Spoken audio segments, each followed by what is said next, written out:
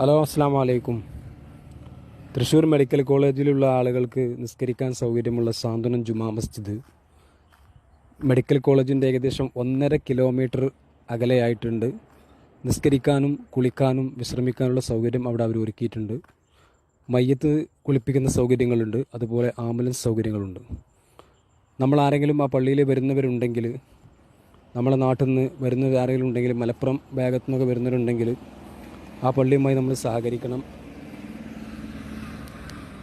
ആ വീഡിയോ കണ്ട ഏകദേശം നിങ്ങൾക്കത് മനസ്സിലാവും. ഞാൻ ആ വീഡിയോ ഇവിടെ പോസ്റ്റ് ചെയ്യുന്നുണ്ട്.